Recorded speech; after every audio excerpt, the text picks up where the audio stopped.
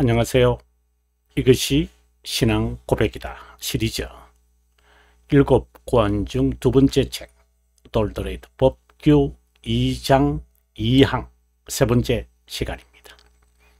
2장의 주제가 그리스도의 죽으심과 인간의 구속, 이건 리뎀션을 말하죠. 리뎀션. 네. 제한 속죄다, limited. 그 다음에 atonement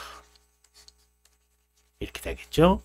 그리고 그리스도의 만족, 우리가 2항의 주제가 그리스도의 만족인데요.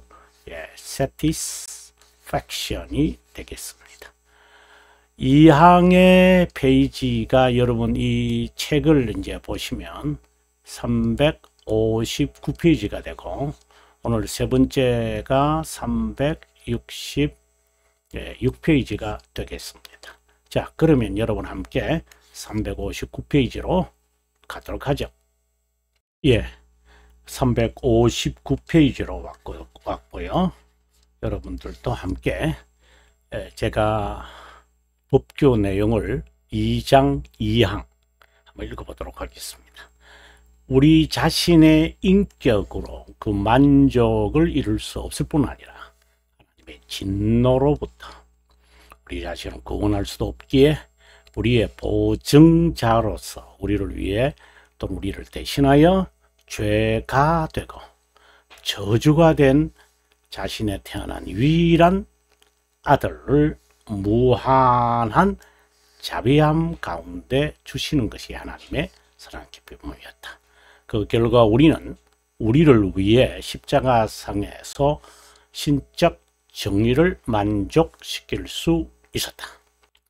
오늘 우리가 아마 이 부분에부터 우리가 오늘 공부할 것 같은 생각이 듭니다. 지난 시간에 제가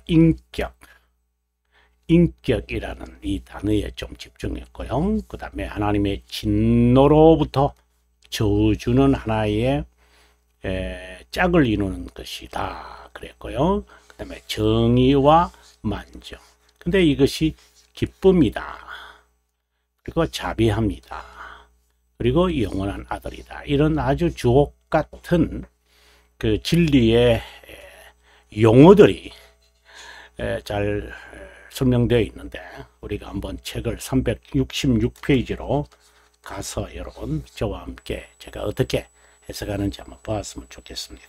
자, 그러면 366페이지로 가도록 하죠. 366페이지로 저는 왔습니다. 여러분, 366페이지. 제가 지난 시간에 좀 읽었는데, 그래도 아마 중요한 내용의 큰 주제라서 제가 중간에 머물렀습니다. 자, 중보자가 태어난 유일한 아들이라는 고백은 그분이 하나님이심을 의미한다.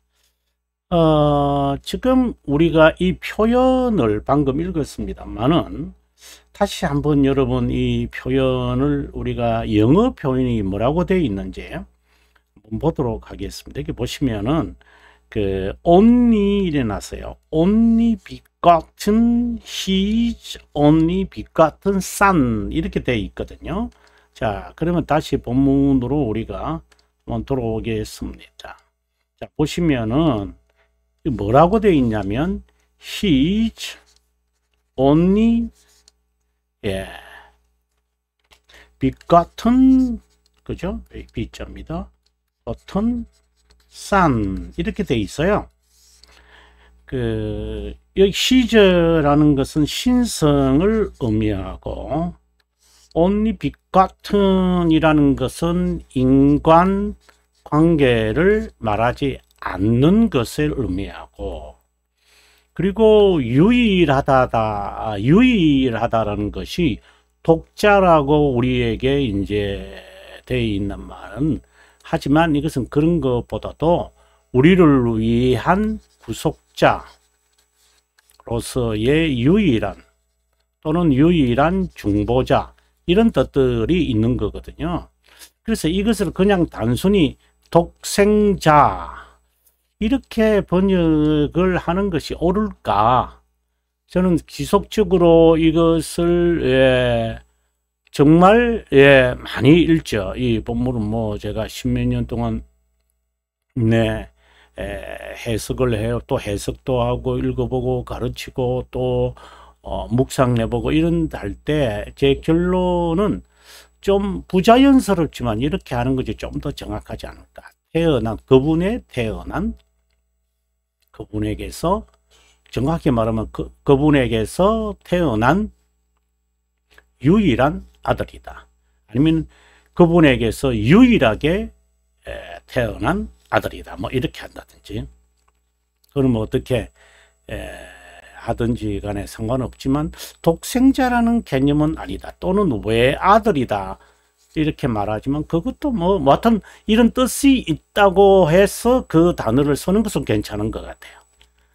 사도신경 외울 때에 그의 외아들을 독생자를 이거 그대로 저도 외우거든요. 하지만 뜻은 이런 것이다 라고 하는 것이 중요한 것 같아요. 하나님의 아들이란 부자 관계를 말하지 않는 인간의 부자 관계입니다. 그는 신성간의 관계의 구별을 말하는 의미지, 위험한 것은 인간의 부자 관계라고 생각을 한다는 것이죠. 그래서 독생자 외아들이라는 이 단순한 이 단어에만 있으면 안 된다. 아버지여라고 할 때 예수 그리스도가 아버지여라는 것과 우리가 주기도문 할 때 아버지여 하는 개념은 다르다. 우리는 아버지 되심, 아버지이심을 의미하고, 그분은 신성의 관계에서 구별된 하나님이심을, 관계에서 구별된, 뭐 신성보다도 관계에서 구별된 하나님을 의미하고, 부자 관계라는 개념은 아니다 라는 말을 정말 강조하고 싶습니다. 태어났다는 것은 begatten이잖아요. begotten. 여러분 이 뜻을 잘 아시겠지만 그렇게 여겨집니다. 하지만 이어서 나오는 유일하다는 표현을 강조해서는 안 된다. 이런 면에서 영어에서는 유일하다는 부사를 먼저 사용하죠. 앞서도 말씀을 했지만 only begotten 이렇게 되어 있잖아요. son 이렇게 되어 있거든요. 유일하게 태어난 아들이라고 표현해도 무방하다. 유일하게 태어났다는 의미는 여기 only라는 말은 하나님 아버지와 하나님 아들 간의 관계를 의미하는 동시에, 그리고 두 위격의 구별을 위한 것이다. 자, 이 부분을 여러분 기독교 강요잖아요. 이 부분을 한번 읽고 우리가 한번 돌아왔으면 좋겠습니다. 우리가 이 연구자용, 그죠? 연구자용의 1권 13장, 이것은 6항이겠죠. 그죠? 자, 봅니다. 가장 중요한 개념, 즉 구별된 특성이라고 칼빈생이 했던 말을 한번 직접 읽어보겠습니다. 가장 중요한 개념으로 구별된 특성, 특성 프로퍼티를 말하죠.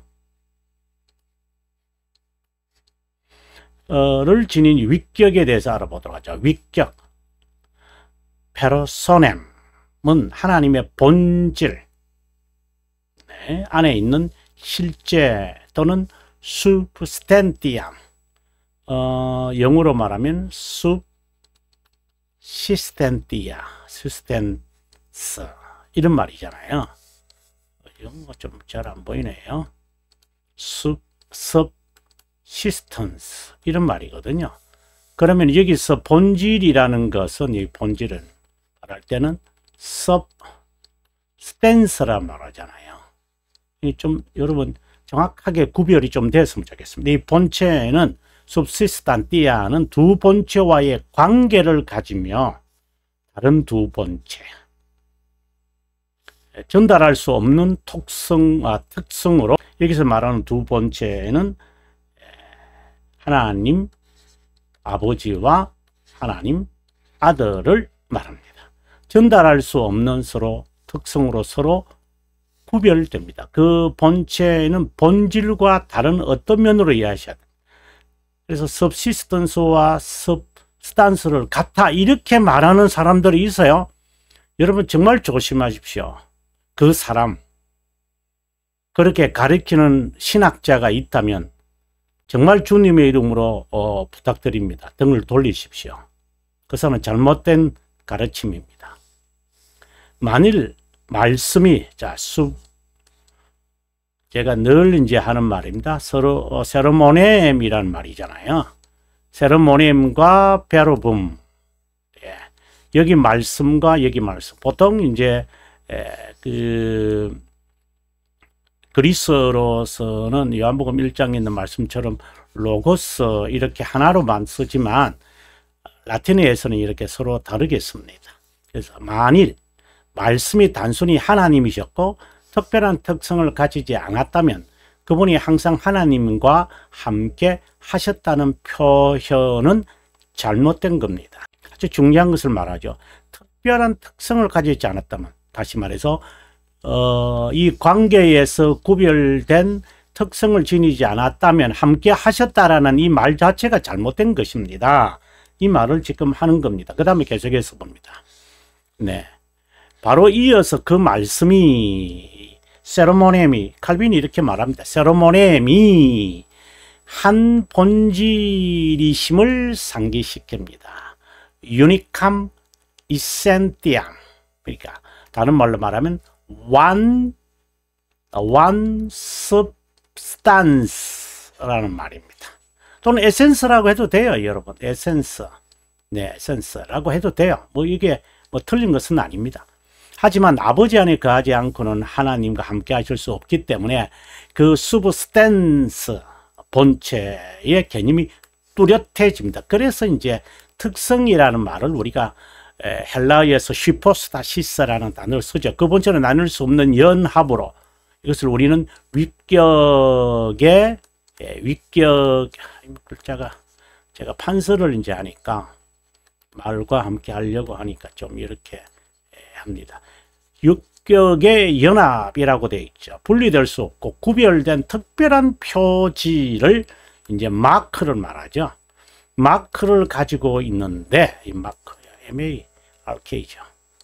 서로 관계를 맺는 세 본체의 각자는 자신의 특성으로, 프로퍼티, 아까 제가 여기서 프로퍼티라고 앞에 했는데, 여기서 말하는 관계란, relation, 우리가 말할 때 relation이 돼. 단일하고 무한하다라고 언급할 때 그 이름이 성부만 아니라 성자와 성령에게도 속한다는 겁니다. 하지만 성부와 성자가 비교될 때마다 각자의 특별한 특성으로 구별됩니다. 각자의 특성은 서로 전환할 수 없습니다. 그 이유는 성부임을 구별하는 표지가 성자에게 적용할 수도 없거니와 전환되지도 않기 때문입니다.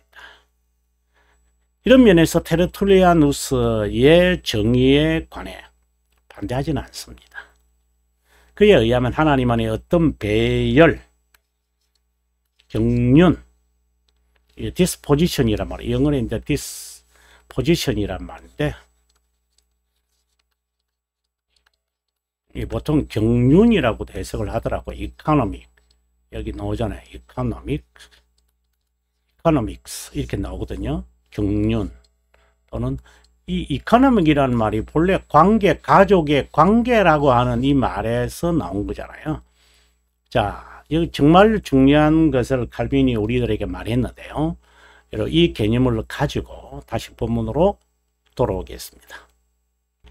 유일하게 태어났다는 표현은 하나님 아버지와 하나님 아들 간의 관계, relation이죠. relation에 동시에 두 위격의 구별을 말한다. distinguish라고 하는 말입니다. 여기서 다시 한번 여러분께서 읽으시면 좋을 것 같아요. 제2 위격의 속성은 유일하게 태어난 하나님입니다. 영원하고 창조되지 않거나 조성되지 않고 아버지와 동일 본질, 유니칸 이센티암이라고 되어 있잖아요. 그래서 이걸 이제 영어로 표현을 하면은 essential 이렇게 되거든요. 또는 동일하게 영원하고라는 이 말은 동일하게 영원하고 이런 eternal 이렇게 되어 있거든요. 그분의 위격이 드러나는 형상이고 광채고 모든 것에서 동등하다는 겁니다. 코라고 되어 있으니까 공동 뭐 이 말이잖아요. 그래서 동일 본질, 동일 영원 이렇게 이제 우리가 뭐 제가 신학교에서 배울 때는 제가 잘못 배웠는지 이터널을 이제 그 뭐라고 하도 사용을 안 하니까 영원 공존 이렇게 아마 제가 기억나는 것 같습니다. 그렇다면 왜 아들이라고 굳이 인간관계의 표현을 사용했을까요? 이 질문을 한번 해보는 겁니다. 그것은 이것입니다. 순정을 설명하기 위해 가장 적절한 표현은 부적관계이다. 부모가 불순종으로 타락했으니 구속 사역에서 순종이 필연적이다. 그렇다고 아르미니우스 파처는 순종의 선택에 이 사람들은 이렇게 말을 하고 있어요. 나중에 이제 우리가 3회에서 여러분 한번 다뤄보도록 하겠습니다. 어제가 아니고 이제 지난 시간에도 지난 강의 두 번째 강의에서도 이걸 참 제가 강조를 많이 했는데 증가된 의는 증가된 순종이다 이 말이잖아요. 정말 여러분 주의 깊게 보셔야 합니다. 하지만 이제 하이델베르그 60문과 61문에서 증가된 것은 이 두 가지를 말하지 않고 만족의 거룩 이 세 가지를 말한다는 것. 이 자체가 바로 이것을 의미하기도 합니다. 하나님의 형상이잖아요. 의와 거룩. 의와 거룩이 이렇게 말하면 안 되고 그것을 상징하잖아요. 이렇게 말하기 좀 더 정확한 표현일 것 같아요. 하나님의 형상 회복된 거잖아요. 하나님의 형상이 회복되었다는 것은 목적이잖아요. 중생의 목적인데 그럼 중생의 목표는 뭐예요? 거룩함이잖아요. 그죠? 그래서 거룩한 증가된 순종이라고 말합니다. 굳이 인간관계를 써야 할 이유는 뭐죠? 이겁니다. 라고 이제 이야기를 하는 것입니다. 자, 계속해서 읽어보겠습니다. 우리는 그리스도의 증가된 의로 인해 양자가 되어졌다. 자, 신앙고백서 3장, 아다시피 작정에 관한 그거요. 그 다음에 12장, 양자됨이죠. 양자됨. 이 다 마찬가지입니다. 신앙교리가 양자됨을 고백한 후 성화 거룩함을 이루는 고백들이, 그 다음에, 여기에 계속해서 나오잖아요. 13장. 양자된 다음에 나오는 것이 성화입니다. 나오는 이유도 이 때문이다. 거룩함을 이루는 것은 바로 이거다. 이것은 그리스도인의 삶 자체다. 자, 이것을 위해서 우리가 훈련을 받아야 되죠. 자, 훈련이 여러분들에게 늘 제가 말씀드리지만 training, drill, exercise 이겁니다. 이 세 가지입니다. 이 drill 한 구분으로 집중하는 거잖아요. 그래서 스승으로부터 인스트럭터부터 훈련을 받아 이제 그것이 몸에 배어야 되죠. 그리고 이제 스스로 이제 이것을 하게 되겠죠. 우리가 하나님의 자녀 양자된 것은 그리스도께서 하나님의 아들됨과 다르다. 이거 33문인데 아주 중요하게 봐야 됩니다. 입양되어 하나님의 아들된 양자지 우리가 아들 되었다고 함부로 말하지 마라. 그리스도는 본선상의 아들이고 하이델베르 이것을 잘 말합니다. 입양된 아들. 근데 이것을 칼빈 선생이 또 이건 14장에서 또 이 이야기를 또 하고 있어요. 네. 그래서 우리가 이것을 보면서 우리가 답을 찾을 수 있죠. 이건 14장이 여러분 기억을 다 못하시겠지만 이 두 본성에 관한 거고요. 15장, 이건 15장에 이러면 삼중직에 관한 거고요. 16장에 이르면 사도신경에 나오는 성자 하나님에 대한 예수 그리스도에 대한 이야기고요. 이제 17장에 마지막에 이르게 되면 그리스도의 공로를 말합니다. 이에 대해 초대교회의 이단 아리오스파 반삼일체론자죠. 성육신 한후 세례를 통해 저급한, 이 저급한이라는 말이 inferior 이라는 말입니다. 신성을 입게 돼 아들이 된 것이라고 억지 주장한다. 그래서 인간으로 있다가 하나님 아들이 되었다. 신성에 되었다. 그래서 저급하다. 이제 이렇게 말하죠. 그리스도는 영원부터 하나님의 아들이었고 우리처럼 시간에서 아들이 된 분이 절대 아니다. 우리에게 증가된 의는 순종의 증가를 의미한다. 3권 11장에서 이제 있었죠. 양자된 또는 어렵다 여겨진 자는 그리스도의 순종을 본받아 순종하라는 의미다. 하나님의 아들이라는 표현으로 고백하는 것이다. 이 아들이라고 하는 이 말이 이제 관계에서 이제 구별되고, 근데 하나님 아들이 하나님 아버지를 보고 아버지여라고 말하는 게 순종이라고 하는 의미가 강조됐기 때문에 인간 간의 인륜의 관계 용어를 쓴다. 이렇게 되어 있죠. 이 순종으로 그리스도는 의를 이루어 우리에게 증가한다. 그 증가된 의는 바로 증가된 순종이다. 그 의를 받은 의는 자연스럽게 제가 참 좋아하는 말입니다. 순종이 나온다. 하나님의 정의를 만족하는 것은 무한한 자비한 가운데 있는 그분의 선한 기쁨이다. 이 기쁨은 선택의 깊은 용관을 맺기에 영원성을 지니고 있다. 하나님의 선한 의지, 선한 목적, 착한 뜻이라고 표현한다. 영혼에서 행한 하나님의 불변한 목적이 선택으로 명시되자. 이 부분을 여러분 좀 정리가 되면 좋겠습니다. 무엇이냐면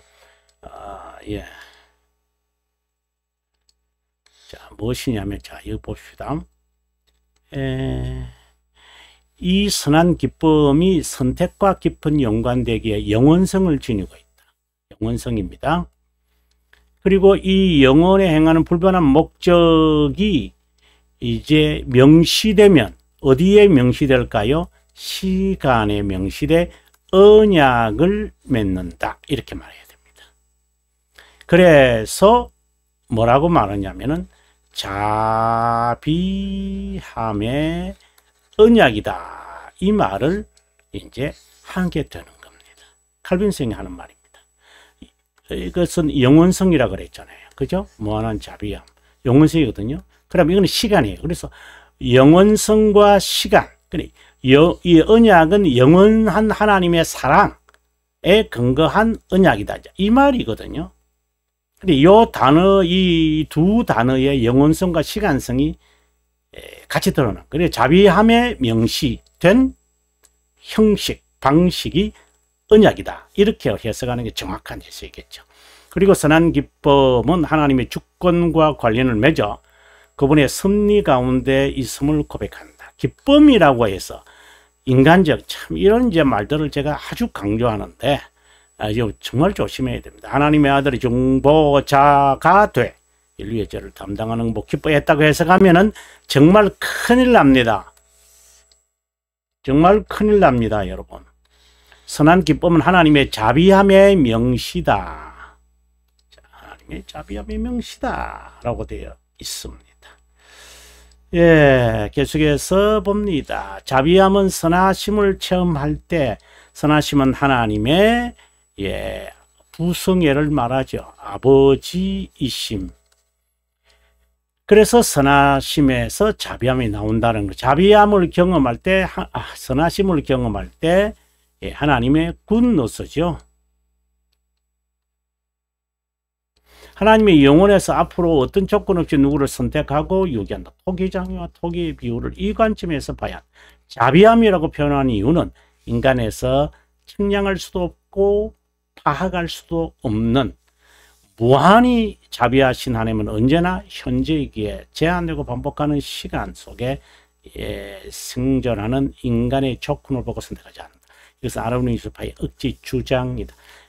처음 제가 1장 1항에서 첫 강의에서도 제가 말했지만 아르미니우스의 이 특징, 이것은 인간 측면에서만 보려고 하는 자세, 영혼과는 상관없는 자들.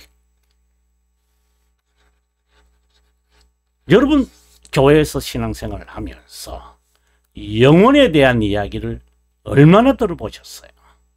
이게 시간의 연장인가요? 뭐하는 시간인가요? 영혼과 시간의 이 개념이 정리가 되지 않으면 아르미니우스파로 미끄러지기가 쉽다. 제가 단언하죠. 우리는 자비함을 고백한다. 이 자비함에서 그리스도의 공로를 종서시켜야 한다. 전자는 영혼이고 후자는 시간이다. 정말 제가 여러분 저와 함께 공부하면서 이것을 많이 하잖아요. 하나님의 정의에 대한 만족에 관해서는 우리가 2장 1항 처음에서 아주 자세하게 말했는데요. 거기에 하나님의 정의와 만족에 대한 구체적인 내용을 이제 다음 시간 여러분 우리 다음 시간에 370페이지에서 여러분 함께 370페이지 맞죠? 네, 맞네요. 370페이지에서 여러분 저와 함께 공부를 했으면 좋겠습니다. 긴 시간 동안 함께 해주셔서 고맙고요. 저는 다음 시간에 함께 하겠습니다. 예, 남은 시간 행복하십시오.